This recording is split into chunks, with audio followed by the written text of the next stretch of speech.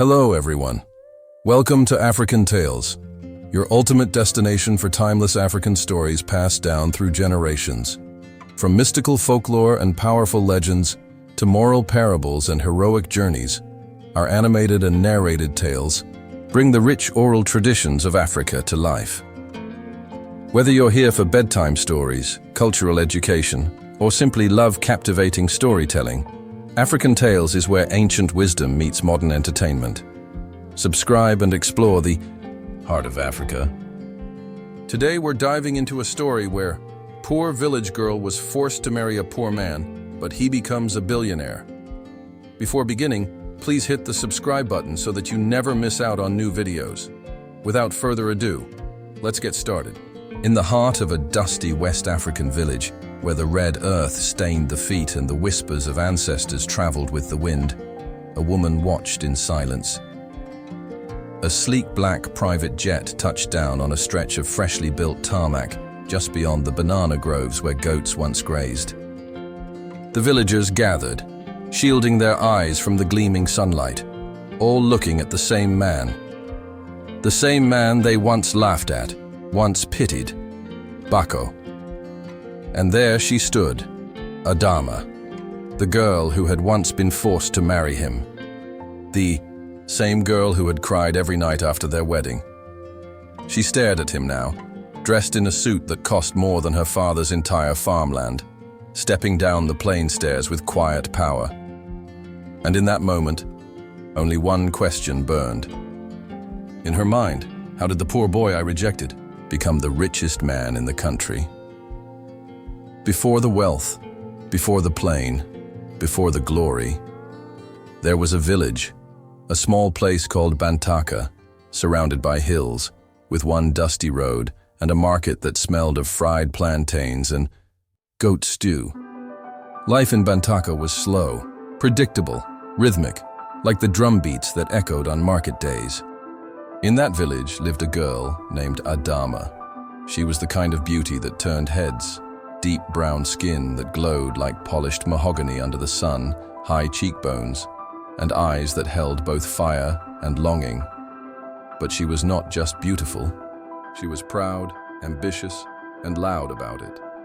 "I will not die in this village like the rest of you," she would tell her friends as they fetched water from the communal well. "My life will be soft, with perfumes from Europe. My husband will be rich and drive a big car." Her dreams were larger than her clay-roofed home. She wanted a husband who wore perfume from Paris, who took her to Lagos, or even London. And every suitor that came with worn sandals and calloused hands. She sent them away with rolled eyes. But fate, oh fate has a different map than desire. When Adama turned 19, her father, Pa Musa, announced one evening, "You will marry." "Bako, son of Dadaiya, the dowry has been paid." Silence. You see, Bako was the poorest boy in the village, a quiet farmer's son whose goats often wandered into other people's farms. He rarely spoke in crowds, wore the same torn shirt most days. Adama's heart dropped. "No!" she shouted. "You want to bury my dreams? You want me to live like my mother, washing cassava with broken nails?" "Never." But Pa Musa was firm. "Bako is respectful. He has land, even if small, and his mother is ill. He needs a wife." And so, despite her protests, the wedding happened. On the wedding day, the drums beat as usual. The villagers danced. The air smelled of jollof rice and palm wine, but the bride cried. Dressed in red and gold, beads tight around her neck, Adama walked down the aisle of palm fronds with her head bowed, not out of shyness, but sorrow. Bako, dressed in a white agbada his mother had sewn from old cloth, stood smiling nervously. He looked at Adama like she was a gift. She refused to smile back. That night, in their small hut, one room, one bed, no windows, Adama slept with her back turned to her husband. "Don't touch me," she said. Bako nodded silently and lay there, his heart broken before the marriage had even begun. Days turned into weeks, weeks into months, The neighbors whispered, "That girl thinks she's too big for our village." Bako tried. He brought her mangoes from the farm, fixed the leaking roof, told her about his dreams, how he wanted to start a poultry business, maybe one day sell to cities. But Adama only scoffed. "Chickens? You think chickens will buy me gold?" He cooked when she refused to. He fetched water when she pretended to be sick. And one day, as he was working in the farm under the hot sun, Bako heard her telling her friend, "I curse the day I married that man. I should have run away." Something shifted in him that day. That night, Bako sat with his mother, Dada Iya, a wise old woman with clouded eyes and a warm voice. "I'm leaving," he said. "Where to?" "Anywhere but here. I will not die in this village. I will not be mocked forever." She touched his hand. "Then go. But don't forget who you are." By morning, Bako had packed a small sack. No one knew where he was going. Not even Adama. Before he left her a note under the pillow. "You don't believe in me, but I believe in myself. One day, the world will know my name. Maybe then, you will remember this face." He disappeared. When a man disappears from his village with only a sack of hope and a broken heart, most people forget him. They assume he failed, died in the wild, became another nameless ghost swallowed by the city. But Bako was not built to be forgotten. No one in Bantaka knew exactly where he went. Some whispered he was working in Lagos. Others claimed he crossed the border to Ghana, or maybe even traveled farther, to Dubai or South Africa. But wherever he was, Bako had one mission: to become more than what the world thought he was. Out in the mind, city life was not kind. Bako started as a security guard at a warehouse, then a cleaner, then a mechanic's assistant. He saved every naira, slept on cold cement floors. He ate once a day, worked 3 jobs. And every night, when he lay on a cardboard mat, he whispered Adama's words in his mind, like fire under his feet. "Chickens? You think chickens will buy me gold?" He never forgot. And that pain? It became power. One day, while helping offload crates at a market, Bako met an old man named Uncle Tayo. Tayo was a pepper seller, but unlike the others, he owned multiple stalls. "You're the only one who came back after the rain," Tayo told Bako. "You want to learn business?" Bako nodded. Uncle Tayo took him in, taught him about bulk buying, margins, demand. Bako studied like a hungry man at a feast. Within 2 years, he was running his own small pepper and tomato stall. 5 years later, he was supplying over 40 vendors. 10 years later, Bako was exporting food containers across Africa, dried spices, groundnut oil, plantain flour, under a company name that soon became famous, Bako Farms International, from goats to global. The boy who once fetched water now signed million-dollar deals. But it wasn't just money Bako gained. He learned how to walk into a room and command attention. He took classes online, learned to speak in boardrooms, read books on psychology, leadership, and legacy. Bako, the once shy village boy, had become a man of presence.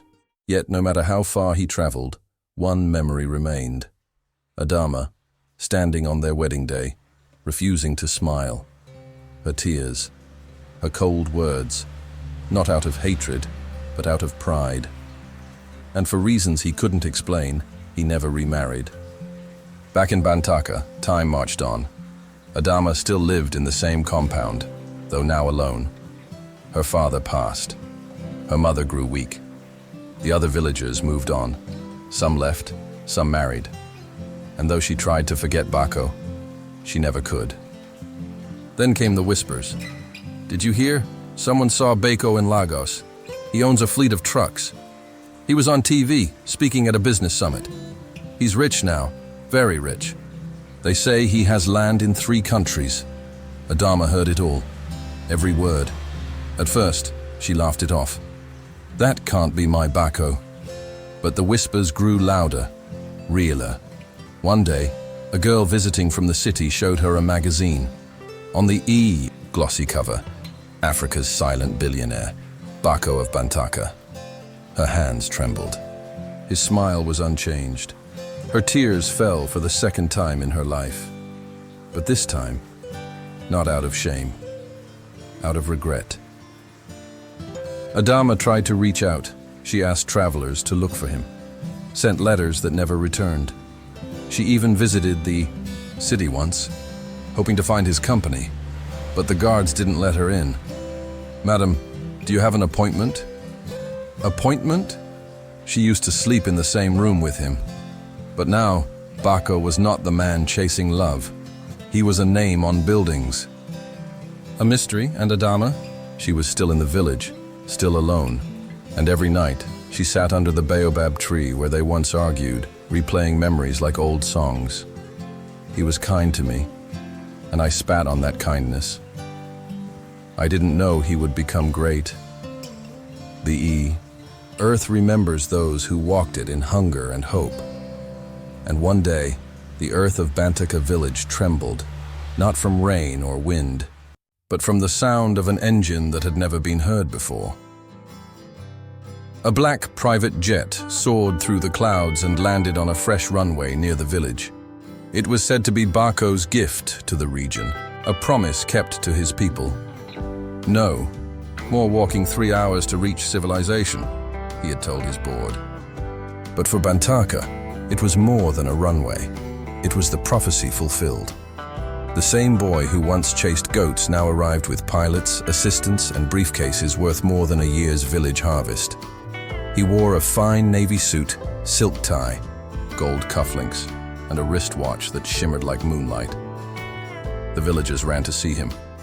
Is it true? Is that really Bako? He looks like a minister. Even the chief came to greet him personally. But one pair of eyes remained frozen in the crowd, eyes that had once looked at him with disdain. Adama stood behind the market stall, her hands trembling. She hadn't expected him to come back, not truly, and if he did, not like this. Not this powerful, not this untouchable. Their eyes met, just briefly. He didn't smile, didn't wave, just nodded, as if to say, "I remember everything." And then he walked past her, surrounded by people who now treated him like royalty. Bako didn't stay in the chief's compound or the guest house. No, he built a mansion right where his mother's old hut once stood, a mansion made of brick and glass, with solar panels and gardens of hibiscus and aloe vera. Inside was silence, thick, expensive silence. But even there, he didn't forget. On his office wall hung the only picture from his wedding, Adama looking away. Himself smiling nervously, he stared at it every evening. One morning, a knock came at the gate. A boy held a letter. "It's from Madame Adama." The staff hesitated but delivered it. Bako read it slowly. Letter from Adama. "I don't expect forgiveness. I don't expect kindness. I only wanted you to know, I see you now. I remember how you loved me when I couldn't love myself. I regret what I said. I regret every moment I looked down on you. And if the gods allow, I would like to speak with you, even if only once." He folded the letter, closed his eyes, and breathed in memories like dust in the air. That evening, as the sun turned the sky to fire, Bako sent a message. "Come." She came, wearing a simple dress, no makeup, no jewelry, just bare skin and open shame. They sat under the mango tree in the courtyard, the same way they had sat years ago as strangers. This time she spoke first. Adama said, "I was young, foolish, blinded by what I thought wealth looked like. I didn't see the gold in your heart. I didn't know that kindness grows, value faster than silver. I am sorry. He didn't interrupt. When she finished, he looked at her, not with anger, but with something stranger. "Peace," Bako said. "I don't hate you. In fact, I thank you. You pushed me. You made me see how far I needed to rise. I became the man you deserved, but by then, I no longer needed to be seen by you." Her eyes filled. "Do you still love me?" she asked. He stood. "I did. I do. But I've learned that love, like a seed, must fall on good soil. You were not ready then. Maybe now you... but I..." He looked to the sky. "I am no longer the man who chased your heart." She nodded slowly. Then, as the sun sank, she walked away. For the second time in her life, she lost Bako. But this time, he was not taken. She had let him go once. And now, she had to live with that choice. But life is not without its strange mercies. Bako donated schools to Bantaka, opened a women's clinic, created jobs, and in every project, he ensured Adama's name was quietly listed as a partner, though she never asked. Years passed. She grew into a wise woman, teaching girls to marry for kindness, not gold. He remained single, not out of pain, but purpose. They never became lovers again, but they became something perhaps stronger. A lesson. A legend whispered across generations. There are stories that end when the hero walks away, and then there are stories that begin long after the last goodbye. This is the second kind, because though Bako left Adama behind, something still tied them together. Not love, not anger. Legacy. Adama, once the proud girl who measured worth in coin and cloth, became something unexpected. She built a small center for girls at the edge of the village, a place where no one judged them for being poor. Where they learned weaving, reading, accounting, and confidence. "Don't marry money," she would say. "Marry vision. Don't chase gold. Build it together." Her words, once sharp with pride, now softened with wisdom. As for Bako, he did not stop building. His farms stretched across 3 countries. His foundation fed over 200,000 children a year. He turned cow dung into fertilizer and waste into wealth. People began to call him the Soil King, not because of what he owned, but what he gave back to the earth. One day, years later, a boy arrived at the gates of Bako's estate. He was no more than 10, with skin like roasted yam and eyes too familiar. "I am Ibrahim," he said. "My mother is Adama." Silence. Bako, now older, walked out in a linen robe and sandals. He looked at the boy for a long moment. "Why are you here?" The boy didn't flinch. "She told me to learn from you. Not to beg, not to cry, but to see how pain can grow fruit." Bako sat beside him, staring at the mango trees. "What do you want to be?" "A builder, like you." That night, Bako opened a new chapter in his life. Bako never claimed the boy as his own. He never asked if the blood was his. He didn't need to. Because sometimes fate sends children not from the womb, but from the winds. He trained Ibrahim the way Uncle Tayo had trained him, slowly, patiently, taught him farming, numbers, leadership, and most importantly, humility. "We rise by lifting others," he would say. "Wealth means nothing if your shadow cannot shade your village." On Bako's 60th birthday, the village gathered for a surprise. Adama stood at the center of the crowd, Ibrahim beside her, behind. Then, a curtain was pulled away, revealing a large stone monument carved into it to the boy who married poverty but wedded greatness, Bako of Bantaka. Beneath it, "May every girl learn to see with the eyes of the soul, not the hunger of the flesh." And then, something no one expected. Adama knelt before Bako. "I once spat on your dream, Today, I ask to honor it." The village fell silent. Bako gently lifted her hand and raised her to her feet. "There is no honor in kneeling. We rise. Together." They embraced, not as lovers, not as past flames, but as survivors of a tale the world needed to hear. And so, years passed. The mango tree in Bako's courtyard grew taller.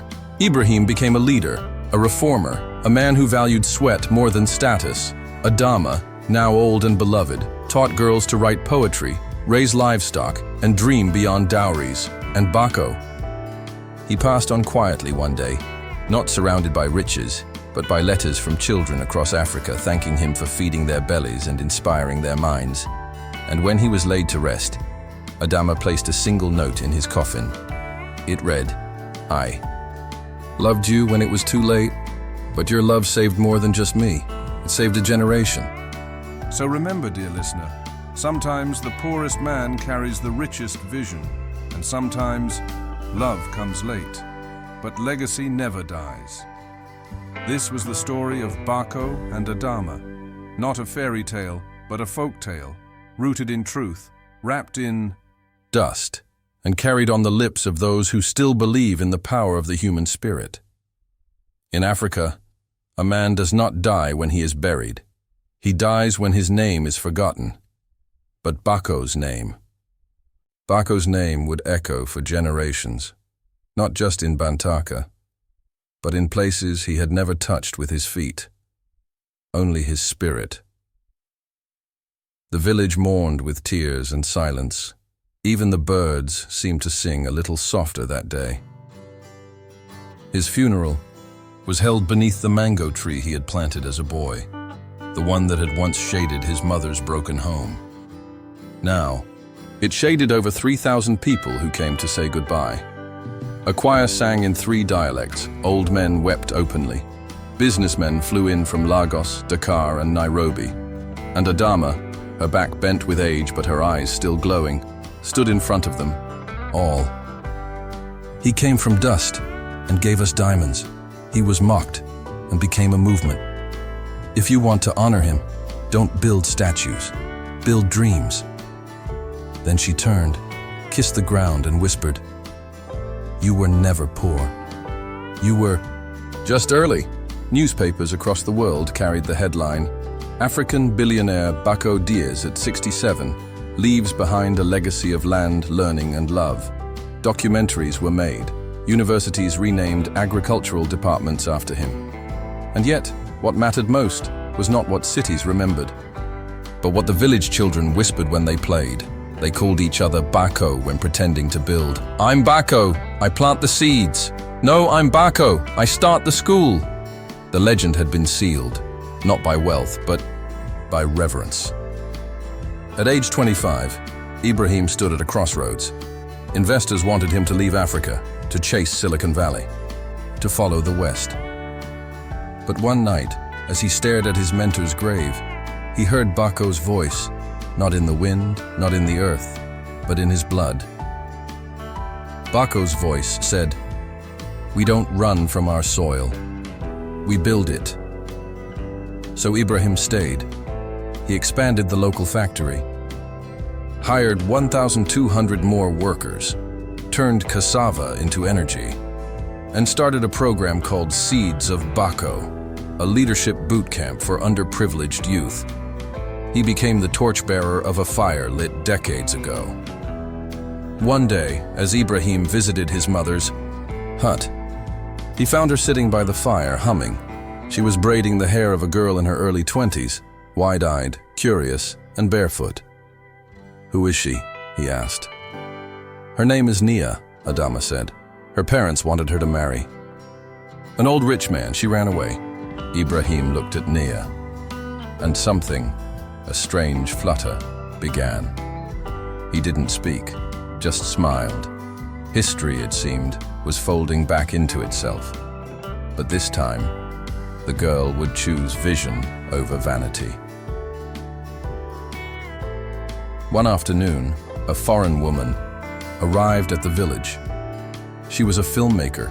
She had read about Bako, She had watched clips of Adama's speeches, and she wanted to tell the story to the world. Ibrahim hesitated, but Adama gave her blessing.